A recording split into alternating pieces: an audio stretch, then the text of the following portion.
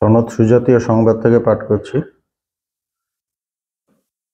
এখানে ধৃতরাষ্ট্র সনৎ কুমারকে প্রশ্ন করছেন এবং তপস্যা নিয়ে, সেটা নিয়ে প্রশ্ন করেছিলেন আর কি। তার উত্তরে সনৎ কুমার বেশ আগের দিনও সনৎ কুমারের উত্তরগুলো পড়ছিলাম।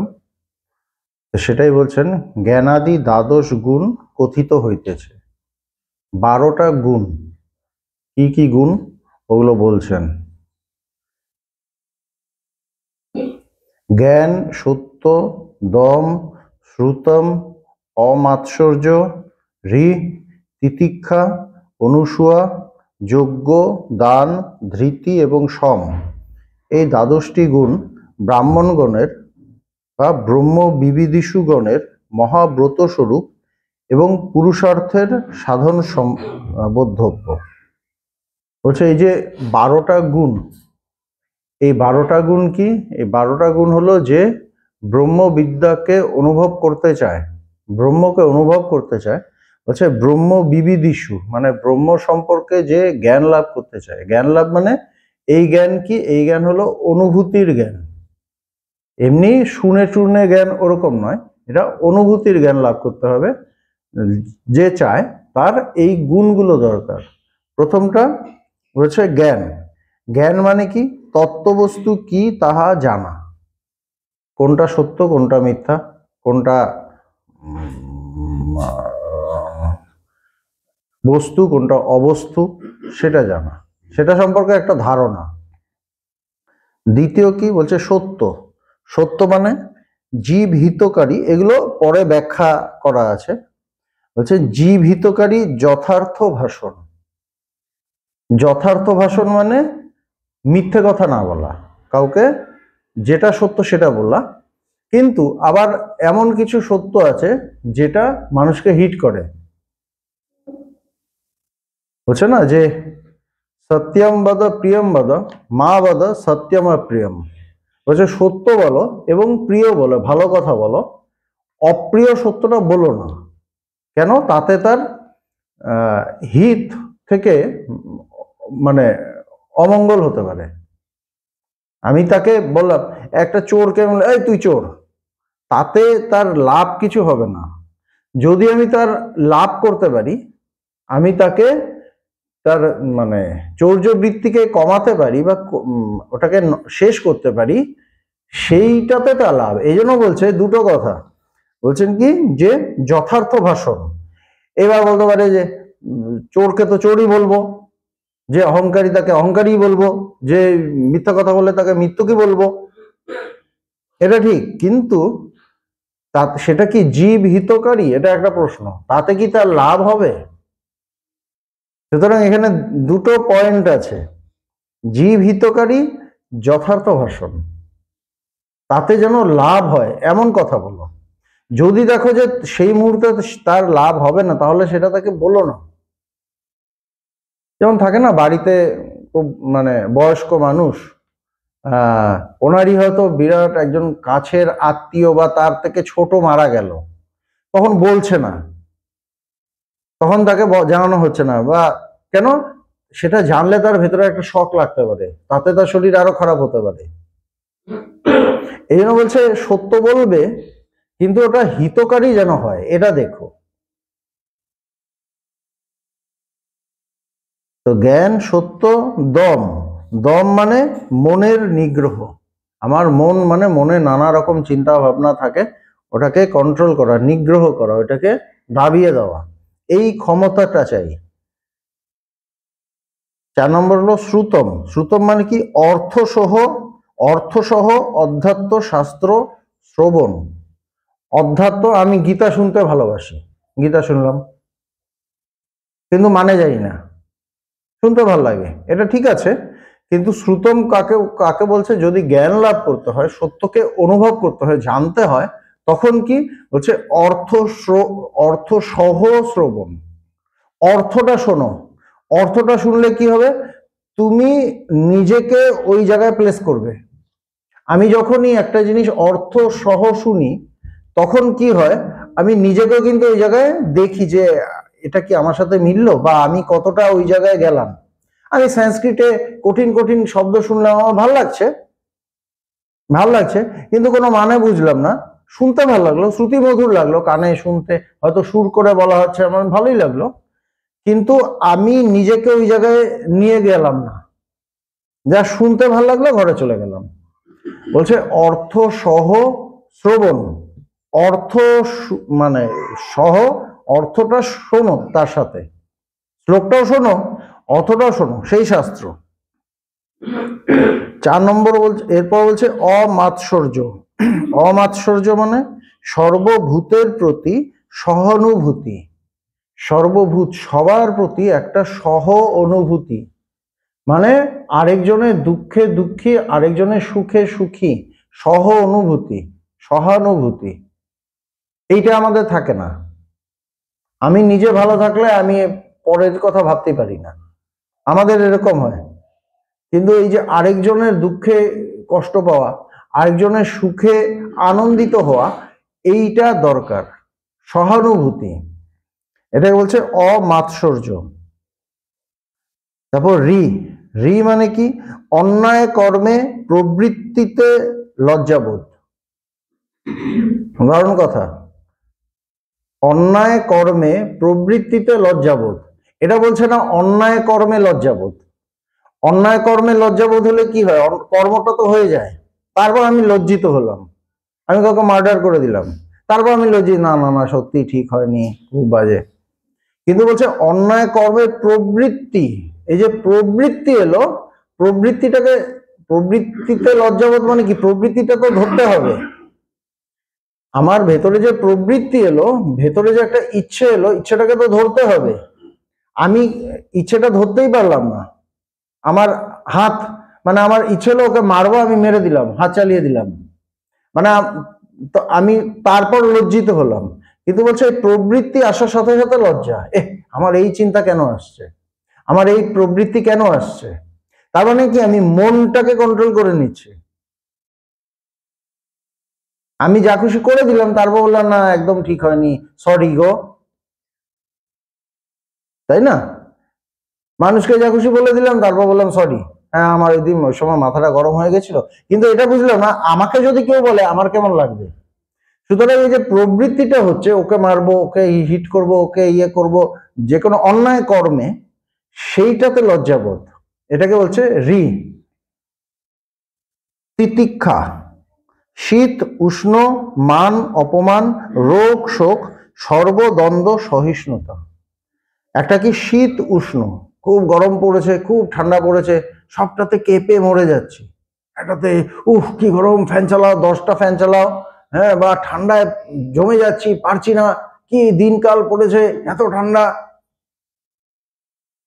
বলছে সহন করো, সহনশীলতা। আরেকটা কি?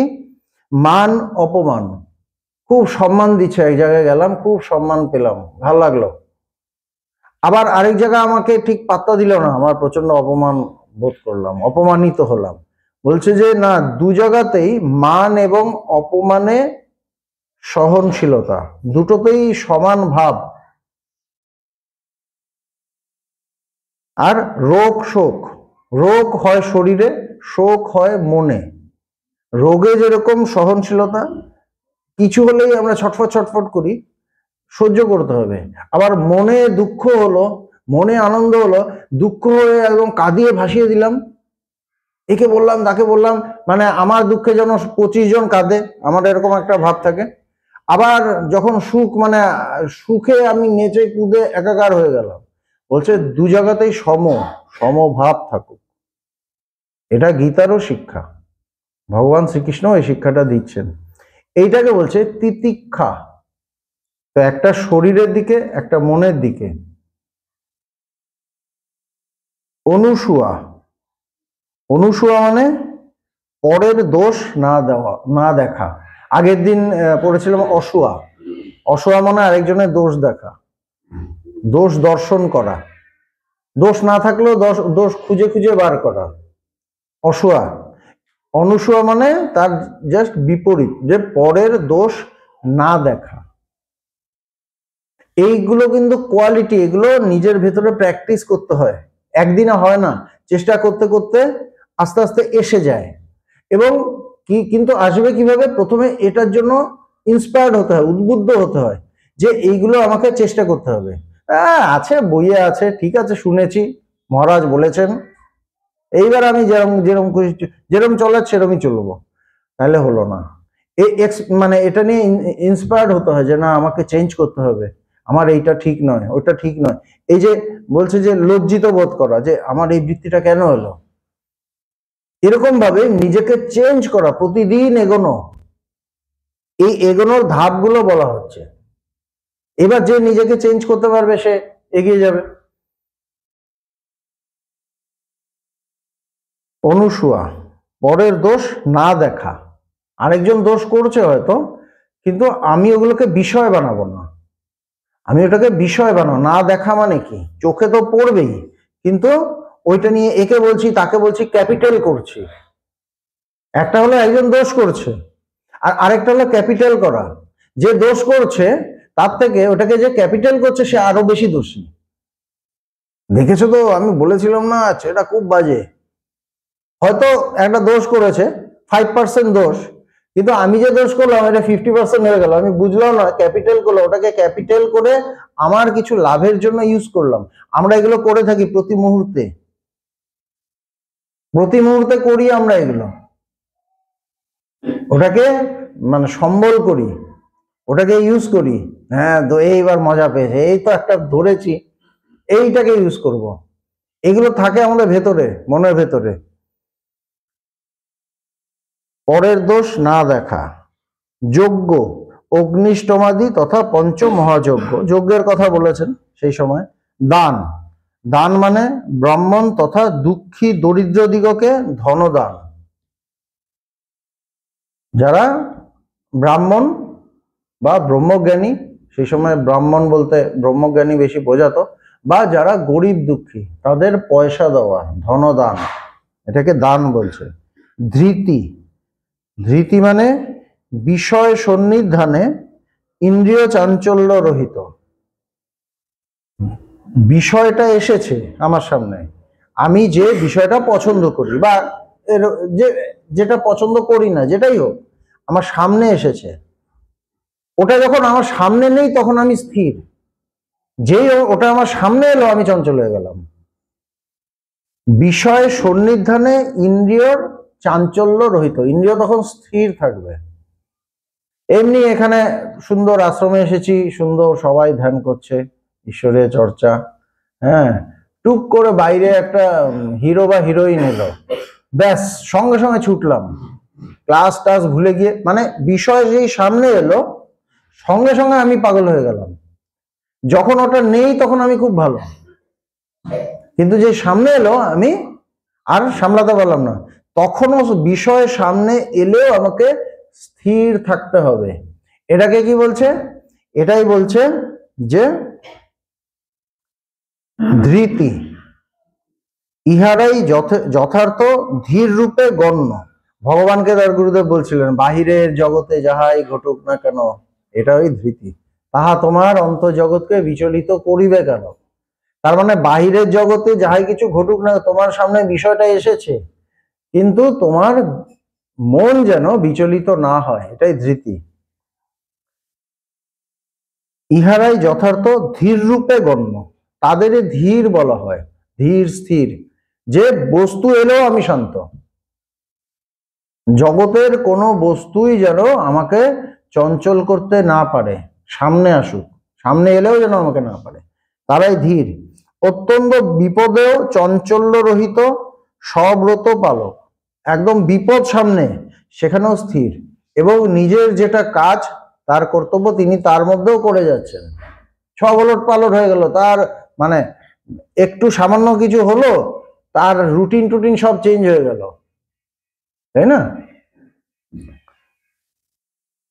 সম্মুখে চিত্ত বিকারের হেতু অর্থাৎ উত্তেজক বিষয় বিদ্যমান থাকা সত্ত্বেও যাদের চিত্তে কোনো প্রকার বিকৃতি হয় না, যাদের চিত্তে কোনো রকম বিকৃতি হয় না, উত্তেজক পদার্থ থাকা সত্ত্বেও, তাহারাই যথার্থ ধীর ব্যক্তি, তারাই ধীর।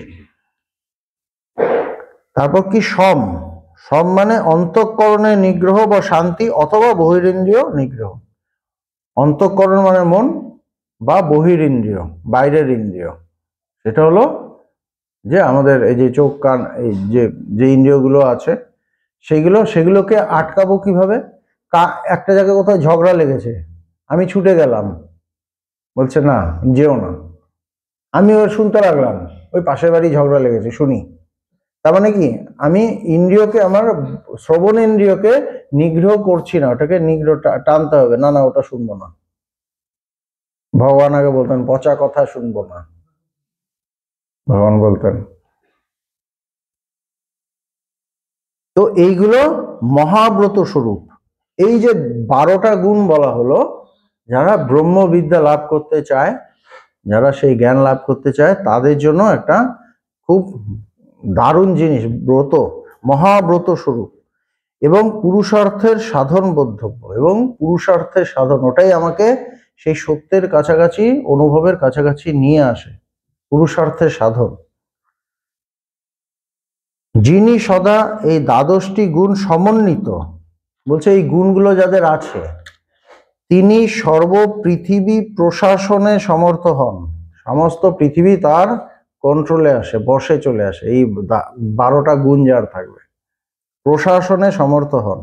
এই গুণগুলির মধ্যে যাহারা 3টি, 2টি বা 1টি গুণ দ্বারা সদা সমলঙ্কৃত, এই 12টার মধ্যে যদি একটাও থাকে বা দুটোও থাকে বা 3টাও থাকে, তাহারাও ক্রমশ জ্ঞান লাভ করিয়া ব্রহ্মীভূত হইয়া যান।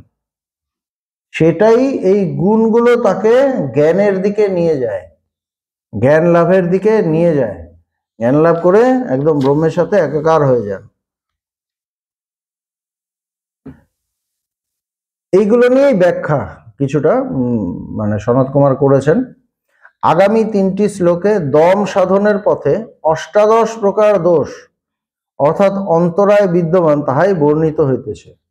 এই যে বলেছে যে দম, দম মানে মনের নিগ্রহ, মনটাকে কন্ট্রোল করা। এই মনকে কন্ট্রোল করতে গেলে বলছে 18 রকম বাধা আছে, 18 ধরনের বাধা আছে, সেটা বলছেন। সৎপুরুষগণ বলিয়া থাকেন যে দম সাধনের অন্তরায় বা দোষ 18টি, ইহার যে কোনো একটির অনুষ্ঠান করিলেই দম সাধনের প্রতিকূল আচরণ হইয়া থাকে। বলছে এই 18-র মধ্যে কোনো একটাও যদি থাকে, ওটা আমার এই মন, সেটা আমার মনকে কন্ট্রোল করতে বাধা দেয়, প্রতিকূল হয়ে থাকে। দোষগুলি বর্ণিত হইতেছে, তাহা এই অনৃত, পৈশুন, তৃষ্ণা, প্রাতিকূল্য, তম, অরতি, লোকদেশ, অভিমান, বিবাদ, প্রাণীপীড়ন, পরিবাদ, অতিবাদ, পরিতাপ, অক্ষমা, অধৃতি, অসিদ্ধি, পাপকৃত্য ও হিংসা, এই সকল দোষবিহীন দমই প্রকৃত দম, ইহাই সুধীগণের অভিমত। এই যে 18টা, 19টা দিয়েছে এখানে, বলছে কি কি? প্রথমটা হলো 18টা, প্রথমটা হলো অনৃত। অনৃত মানে অসত্য ভাষণ, মিথ্যে কথা বলা। আমাদের মিথ্যে কথা বলতেই থাকি, কোনো মানে প্র্যাকটিস লাগে না, একদম ভেতর থেকে জিনের মধ্যেই আছে, ইনস্ট্যান্ট বেরোয় মিথ্যা। বলছে যে অসত্য ভাষণ, অনৃত, এটাকে বলছে অনৃত। 2 নম্বর পৈশুন। পৈশুন মানে অপরের দোষ দর্শন, অপরের দোষ বর্ণন, আরেকজনের দোষ বলা, এই ও না, এই সেই, নিজের দোষ দেখছে না। এই জন্যই মা বলছেন যে যদি শান্তি চাও নিজের দোষ দেখো, অপরের দোষ দেখো না। এই যে তিনি বলছেন এই অপরের দোষ দেখা এবং বলা, দেখা এবং বলা, ওইটা নিয়েই বলছে যে এটাকে বলছে পৈশুন, অপরের দোষ দেখা। এরপর তৃষ্ণা, বিষয় লালসা। তৃষ্ণা মানে বিষয় লালসা, বিষয়ের প্রতি টান। যার এক একজনের এক এক বিষয় মন, তার সেইখানে প্রচন্ড টান থাকে, কখন ওই বিষয়ের কাছাকাছি যাবে, কখন ওই বিষয়টা ভোগ করবে, বিষয় লালসা, এটাকে বলছে তৃষ্ণা। প্রাতিকূল্য, সকলের বিরুদ্ধাচরণ। একটা জায়গায় সবাই একটা ভাবে আছে, আমি একটা নিজস্ব কিছু একটা উল্টোপাল্টা কিছু একটা বলে বসলাম এবং ওইটাতে আমি স্ট্যান্ড করলাম। কেন? নিজের অহংকারের জন্য। ওরা এটা বলছে, আমি মানবো না। এটাকে বলছে প্রাতিকূল্য, সকলের বিরুদ্ধাচরণ। তম, তম মানে অজ্ঞান, তম মানে অজ্ঞান। অরতি, অরতি মানে যথালাভে সন্তুষ্ট না থাকা। যেটা আসছে, যেটা পাচ্ছি তাতে আমি সন্তুষ্ট নই, আরো চাই, ছটফট ছটফট করছি, এটা হলো না, এই মানে হাজবেন্ড যেটা এনেছে বলছে না তুমি এটা আনলে না, সেই বলেছিলাম, এই সেই বলছে, আমার এত পয়সা নেই, ছটফট ছটফট করছে। যথা লাভে সন্তুষ্ট না থাকা, আমি আমার চেষ্টা দিয়ে, আমার কষ্ট করে আমি যতটা পাবো তাতে তো আমার সন্তুষ্ট থাকতে হবে। শান্তি পাওয়ার উপায়টা কি? হ্যাঁ, আমি নিশ্চয়ই চেষ্টা করব, আর বেশির জন্য চেষ্টা করব, কিন্তু আমি এক্সট্রা চাইবো, তার জন্য আমি নিজে খাটবো না, কিন্তু চাইবো। ওটাকে বলছে অরতি, যথালাভে সন্তুষ্ট না থাকা। লোক দেশ, লোক দেশ মানে লোককে উদ্বেগ দেওয়া, উদ্বিগ্ন করা, উদ্বেগ দেওয়া, মানুষকে ডিস্টার্ব করা, মানুষকে উল্টোপাল্টা কথা বললে তাকে একটা টেনশনের মধ্যে ফেলা, এরকম করি আমরা, এরকম এরকম আমরা করি। একটা বাজে কথা বলে দিলাম, মানে সে ডিস্টার্ব হয়ে গেল। মানুষকে এটা এক ধরনের, তাকে অত্যাচার করা হয়। বলছে উদ্বেগ দেওয়া, উদ্বিগ্ন করা, এটাকে বলছে লোক দেশ, লোকের প্রতি দেশ বিদ্বেষ। তারপর অভিমান, সকলের প্রতি অবিনয় প্রদর্শন, মানে বিনীত ভাব না, একটা মানে আমি মহান, আমি বিরাট, তোমরা আমার আন্ডারে থাকো, না হলেই ছবল, অবিনয় প্রদর্শন। তারপর বিবাদ, লোকের সঙ্গে কলহ, ঝগড়া ঝাঁটি, একটা জায়গায় গেলাম, হয়তো শান্ত জায়গা, গিয়ে এর সাথে ঝগড়া করছি, পরের দিন আরেকজনের সাথে ঝগড়া করছি, তারপরের দিন আরেকদিন, এরকম। বলছে বিবাদ। প্রাণী পীড়ন, স্বকীয় দেহ পোষণার্থ প্রাণী হিংসা, বলছে নিজের দেহকে রাখার জন্য নানা রকম প্রাণীকে মারছি, এটাকে বলছে প্রাণী পীড়ন। তারপর পরিবাদ, পরিবাদ মানে কাহারও দোষ তৎসমক্ষে বর্ণন, একজন কিছু দোষ করেছে তাকেই গিয়ে বলছি জোরে জোরে, তার সামনেই বলছি, সবার সামনে, হয়তো সেও আছে, তাকে আপনি এটা করেছেন, ওই করেছেন, সেই করেছেন, চিৎকার চেঁচামেচি, বলছে পরিবাদ। তারপর কি অতিবাদ, অতিবাদ মানে ব্যর্থ বাগাড়ম্বর, বড় বড় ডায়লগ, আমি দেখে নেবো, এই করে নেবো, সবাই জানে কিছু করতে পারবে না, কিন্তু বড় বড় ডায়লগ, আমার কাছে ক্ষমতা থাকলে এই সেই, এটাকে বলছে অতিবাদ।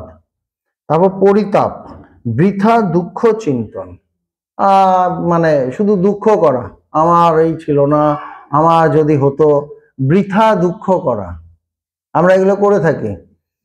পরিতাপ। অক্ষমা, দ্বন্দ্ব সহিষ্ণুতার অভাব, কোনো জায়গায় আমার কোনো সহনশীলতা নেই, এটাকে বলছে অক্ষমা।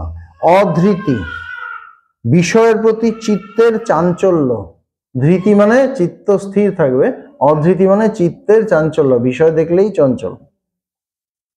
অসিদ্ধি, ধর্ম জ্ঞান ও বৈরাগ্যের অপ্রাপ্তি, অসিদ্ধি মানে ধর্ম জ্ঞান বৈরাগ্যের অপ্রাপ্তি, ভেতরে এগুলো জাগছে না। একটা ভালো জায়গায় গেলাম, হয়তো ধর্মবোধও যাচ্ছে না, বৈরাগ্যও যাচ্ছে না, জ্ঞানও যাচ্ছে না, অপ্রাপ্তি। পাপকৃত্য, পাপকৃত্য মানে নিষিদ্ধ আচরণ, যে আচরণটা আমার করা উচিত নয়। একজন একজন যদি চুরি করে, এটা তো নিষিদ্ধ, শাস্ত্রে নিষেধ করা হচ্ছে, বলছে এটা করবে না। পাপকৃত্য। ও হিংসা, শাস্ত্রীয় বিধান রহিত হিংসা, বলছে এমন যে হিংসা শাস্ত্রীয় বিধানে নেই, মানা করা আছে। একটা মানুষে এমনি মেরে দিলাম, একটা কিছু দেখলাম, একটা কোনো প্রাণী দেখলাম, তাকে মেরে দিলাম, এগুলো এখন কেউ যদি আমাকে অ্যাটাক করে তাকে মারার কথা শাস্ত্রে বলা আছে, যে তোমার বাঁচার জন্য তুমি করবে, কিন্তু এমনি মেরে দিলাম, এইটাকে মানা করা আছে, এটাকে বলছে হিংসা। বলছে এই সকল দোষবিহীন দমই প্রকৃত দম। এই দোষ যদি আমার কমিয়ে আনতে পারি, তখন আমার মনটাকে কন্ট্রোল করা সহজ হয়, তখন মনটাকে আমি কন্ট্রোল করতে পারি। তো এইগুলো কারা বলছেন? মহাপুরুষরা বলছেন। এবং এই জন্যই ধৃতরাষ্ট্রকে সনত কুমার এই উপদেশগুলো দিলেন যে এইগুলো পালন করো। বলা মানে কি? এগুলো পালন করা, বা আমরাও যে শুনছি আমাদের এগুলো পালন করতে হবে। এগুলো ভেবে ভেবে দেখতে হবে যে এইটা কি আমার মধ্যে আছে, না তাহলে তো ঠিক করতে হবে। ওইটা আমার মধ্যে আছে, না তাহলে তো ঠিক করতে হবে। তাহলে কি হবে? আমারই মঙ্গল। আমি তো ভগবানের কাছে এসেছি কেন? ভগবানকে উদ্ধার করতে তো আসিনি, আমি এসেছি নিজে বড় হতে। আমি নিজে বড় হতে, সত্যের কাছাকাছি নিয়ে যেতে, সত্য স্বরূপ হয়ে উঠতে, আমি এই জন্যই এসেছি। কিন্তু এখানে শাস্ত্রীয় এইগুলো যদি আমি পালন করি, তাহলে আমি খুব তাড়াতাড়ি বড় হব। ভগবান সবাইকে বড় করতে চাইছেন। এই যে মনের নিগ্রহ, মানে মনের নিগ্রহ যদি ছেড়ে, মানে ওইসব কঠিন কথা ছেড়ে দিলাম, আমি যদি ভাবি যে ভগবান আমাকে আরো তার কাছাকাছি আনতে চাইছেন, এই বৃত্তিগুলো যদি থাকে, আমি কাছাকাছি যেতে পারবো না। আমি যতই ভগবানের শারীরিকভাবে কাছে যাই না কেন, কাছে গিয়ে পায়ের সামনে বসলাম, খুব গল্প করলাম, এই করলাম সেই করলাম, কিন্তু আসল কাছে যেতে পারবো না। আমার এই বৃত্তিগুলো আমাকে টেনে দেবে, ভগবান থেকে দূরে সরিয়ে দেবে, কিছু করার নেই। আর এই বৃত্তিগুলো যদি আমি ভেতর থেকে আস্তে আস্তে কমিয়ে আনতে পারি, মনের নিগ্রহ বা দম এটা যদি আমি করতে পারি, তখন দেখবো আমি সত্যি সত্যি ভগবানের কাছে যাচ্ছি, তার স্বরূপের কাছে যাচ্ছি, যার জন্য এখানে এসেছি। না হলে কষ্ট করে টাকা পয়সা খরচ করে এই করে অত দূর থেকে আসার তো কোনো মানে হয় না। নিজেকে বড় করতেই তো আসা, কিন্তু যদি করতে পারি তাহলে আমাদের জন্য ভালো, আর যদি না করতে পারি তাইলে টাইম লাগবে। এটাই ধৃতরাষ্ট্রকে সনত কুমার বললেন, এবং তিনি করতে পেরেছিলেন কিনা আমরা তো সবাই জানি।